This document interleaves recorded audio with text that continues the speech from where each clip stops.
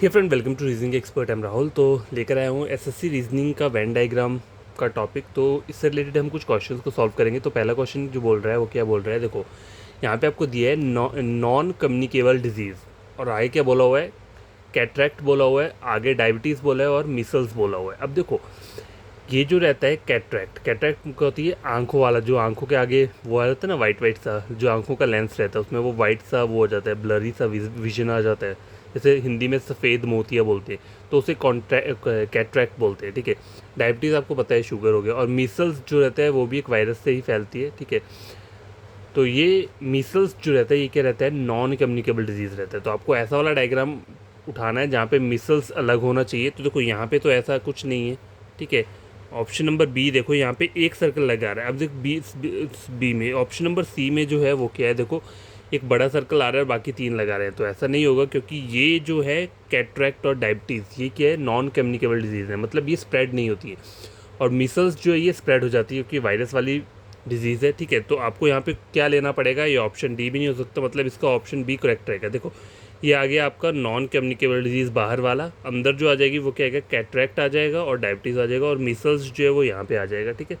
तो पहला जो क्वेश्चन है उसका आंसर है ऑप्शन नंबर बी। गैस देखो ये क्वेश्चन नंबर 2 है।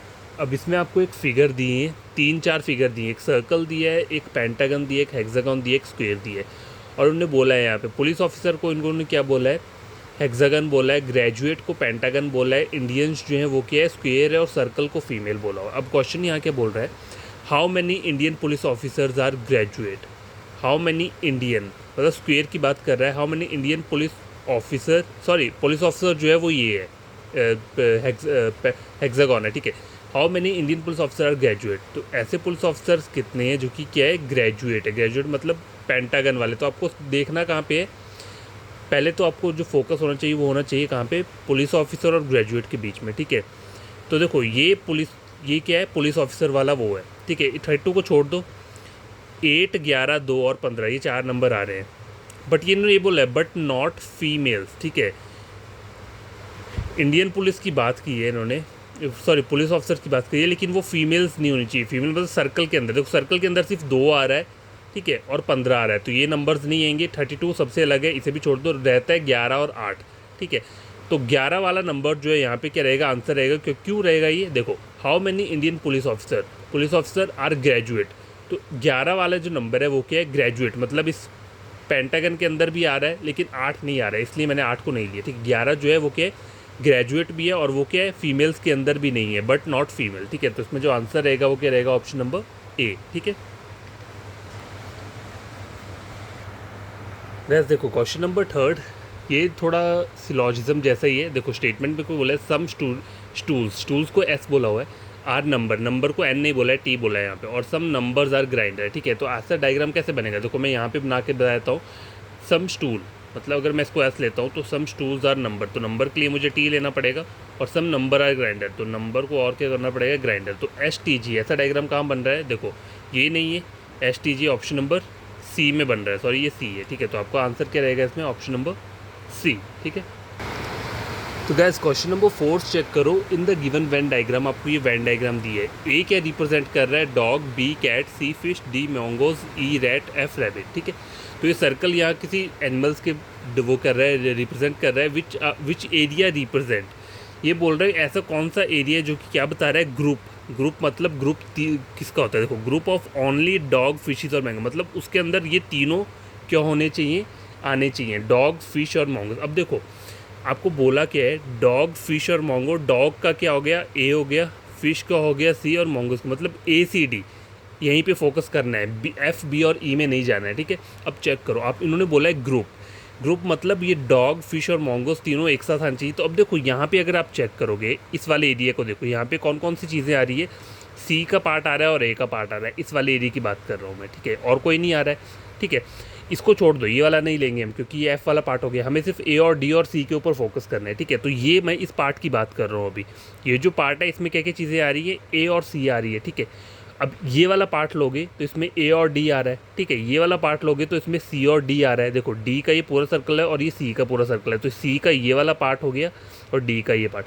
और ये छोटा सा आपको दिख रहा है, ये मैं अगर बनाने में थोड़ी दिक्कत हो, अगर आप इसको थोड़ा बड़ा करते तो ये छोटा सा पार्ट जो आपको दिख रहा है, जो मैंने कलर किया है यहाँ पे ये वाला, ये पार्ट किसके अंदर आ रहा है, ए के अंदर भी आ रहा है, डी के अंदर भी आ रहा है और ये सी के अंदर भी आ रहा है। ठीक है, तो इस पार्ट की बात हो रही है। तो ये पार्ट किसका पार्ट है, ये डी के अंदर आ रहा है ना, ऐसे देखा जाए तो मेन तो ये डी के अंदर है। तो इसमें जो आपका आंसर रहेगा वो क्या रहेगा, अगर सपोज करो यहाँ पे मैं लिख देता हूँ ऑप्शन, ठीक है, सी, डी, ए और एफ, तो आपका आंसर क्या रहेगा यहाँ पे, ऑप्शन नंबर बी, डी, क्योंकि पूरा का पूरा पार्ट जो है वो किस में आ रहा है, डी में। मैं आपको फिर से ड्रॉ करके बताता हूँ।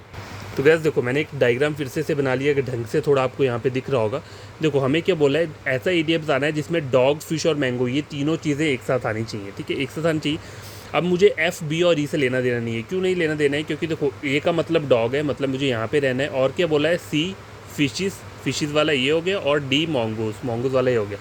तो यहीं पर मुझे देखना पड़ेगा कि ए, सी और डी सर्कल में से कौन सा ऐसा सर्कल है जिसमें ये तीनों चीज़ें एक साथ मिल रही हैं, डॉग, फिश और मैंगो। ठीक है, तो ए वाले में हम चेक करेंगे। तो ए का जो ये वाला पार्ट आपको दिख रहा है, ये इस वाले पार्ट की बात कर रहा हूँ, ये अंदर वाला पार्ट जो है, ठीक है, ये पार्ट ए के अंदर आ रहा है और डी के, सी के अंदर आ रहा है। ठीक है, लेकिन मुझे तीनों चीज़ें चाहिए, डॉग, फिश और मॉन्गोज़। अब देखो ये वाला पार्ट देखो, तो ये किस में आ रहा है, डी में आ रहा है और सी में आ रहा है। ठीक है, अब ये वाला, ये जो जिसको मैं अभी डार्क करने वाला हूँ, इस वाले पार्ट की बात कर रहा था मैं। देखो ये ऊपर का पार्ट दिख रहा है, ये किसके अंदर आ रहा है, ये ए और डी के अंदर आ रहा है। ठीक है, सी के अंदर नहीं आ रहा है क्योंकि सी का सर्कल यहाँ से कट हो रहा है। मुझे सी भी चाहिए, मुझे ए, डी और सी तीनों चाहिए। तो तीनों चाहिए के लिए मुझे ये वाला पार्ट चाहिए जो मैंने डार्क किया हुआ है। ठीक है, देखो ये ए वाले सर्कल के अंदर भी आ रहा है, ये डी वाले सर्कल के अंदर भी आ रहा है और ये पूरा सी वाले सर्कल के अंदर भी आ रहा है। ठीक है, तो इसमें आपका आंसर क्या रहेगा, ऑप्शन नंबर बी, डी।